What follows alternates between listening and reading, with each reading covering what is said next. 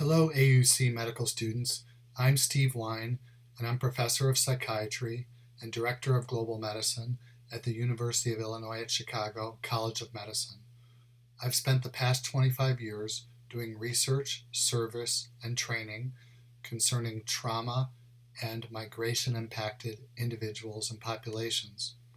When AUC students were evacuated from St. Martin and ended up in hotels around O'Hare Airport, AUC leadership reached out to me, and I told them I've never seen anything quite like this situation, trauma and displacement impacting an entire medical school. I drew from best practices and evidence-based approaches and drafted a plan for post-hurricane resilience and recovery.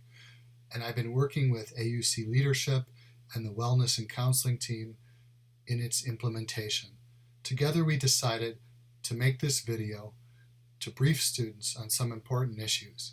My main message today is that many persons can expect to experience transient distress, but that most will not develop persistent mental health problems. However, there's a lot you can do to care for yourselves, to seek professional help if needed, to make the AUC community stronger, and to use this as a learning opportunity.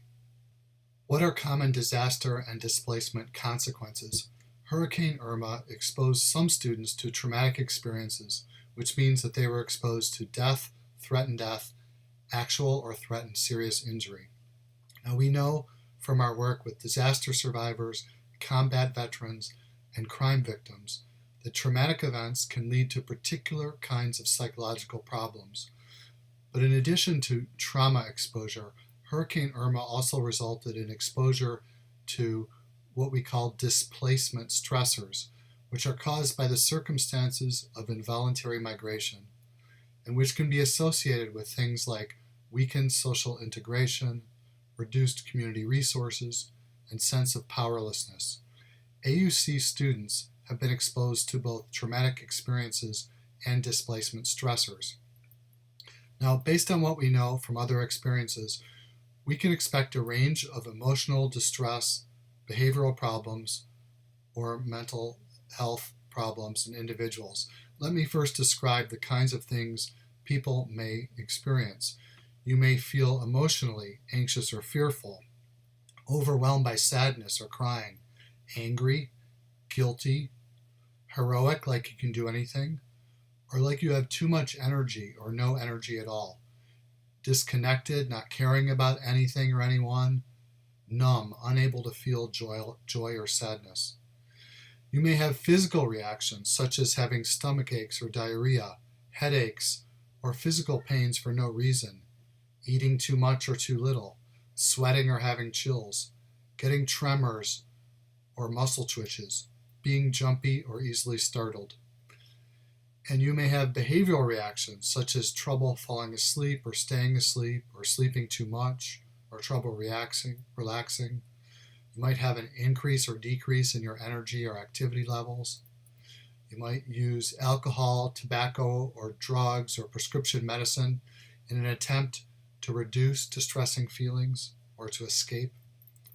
You might have outbursts of anger, feeling really irritated and blaming other people for everything, having difficulty accepting help or helping others, wanting to be by yourself and isolating. And you may experience problems in your thinking, such as having trouble remembering, having trouble thinking clearly and concentrating, feeling confused, difficulty making decisions, difficulty talking about what happened or listening to others.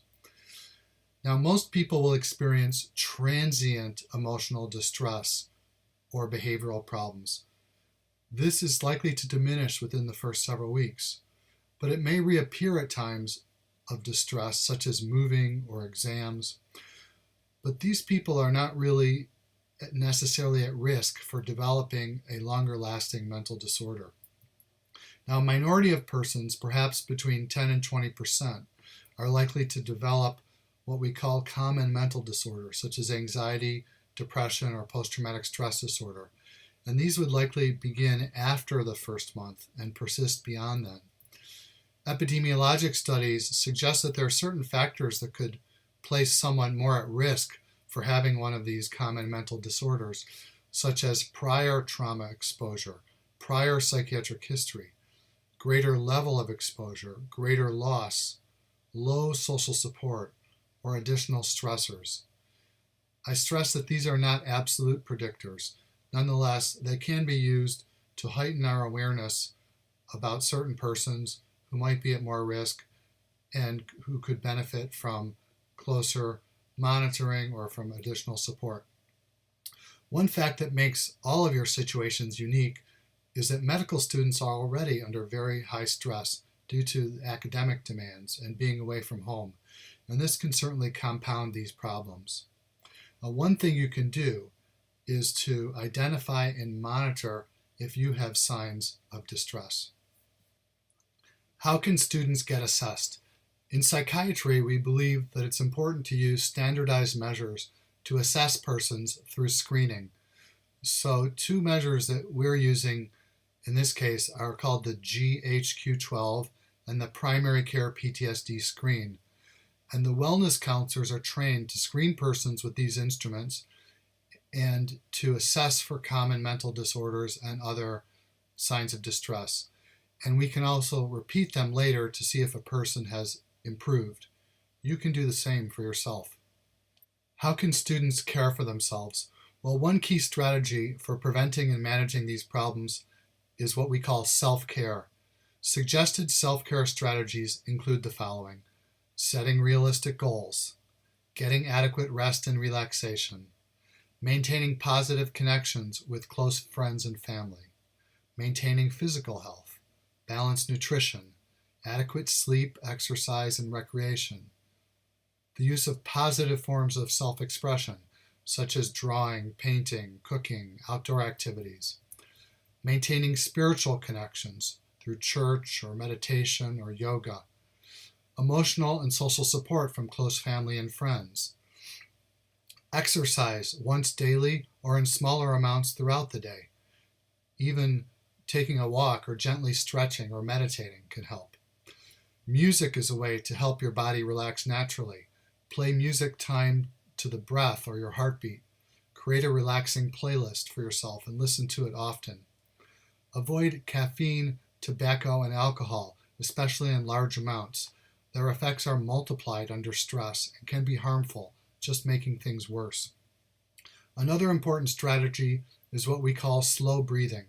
Slow breathing is a basic strategy for relaxation and managing physical symptoms of stress and anxiety.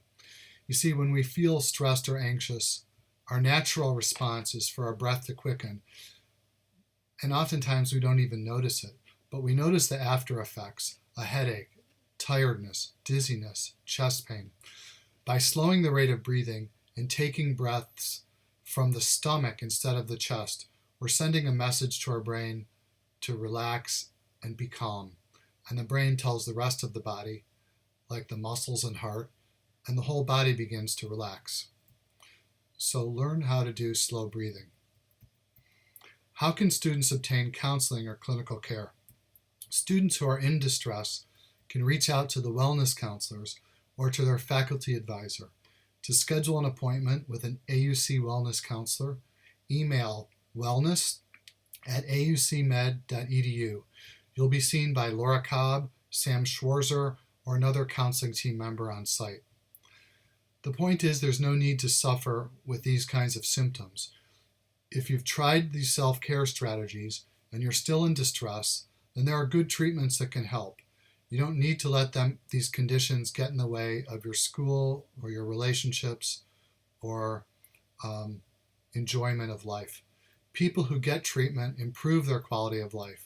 In many cases, treatment can get rid of the symptoms. In other cases, it can help you to manage the symptoms.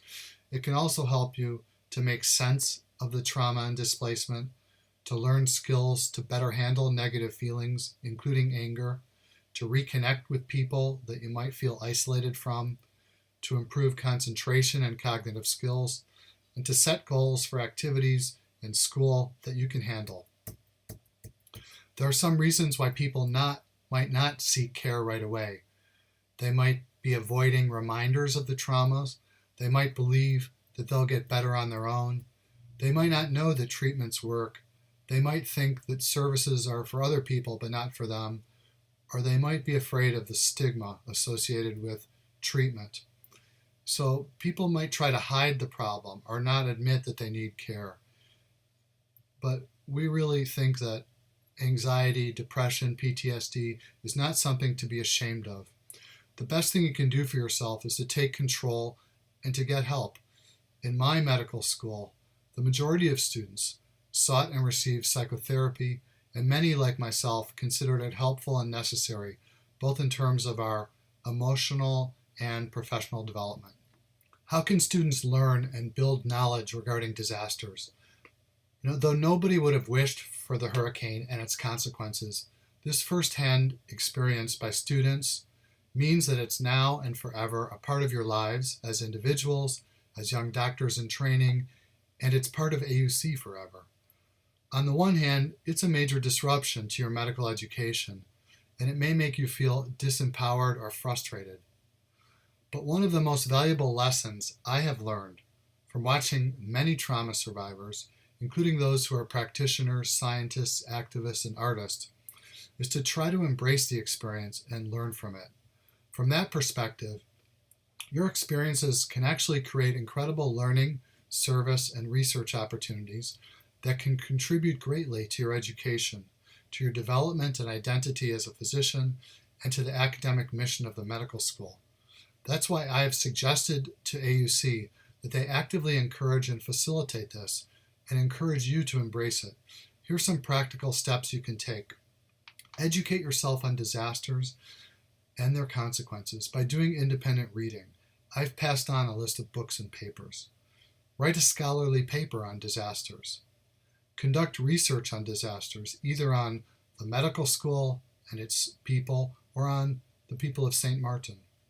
Create an oral history project, which invites volunteers from the AUC community to tell and document their story. Can surviving the hurricane and displacement make you a better doctor? Yes, I believe it can. Going through trauma and displacement can actually be an incredible learning experience. So can being a part of a community which learns how to identify and build upon its strengths to cope with a disaster. I know from my own experience and from many of the top trauma researchers and master clinicians around the world that many of us have gone through our own traumatic experiences, but instead of being consumed by them in a negative way, we use these hardships to grow and become better persons and professionals. This, I believe, is your challenge now, and I and others here at AUC want to help you succeed. Thank you.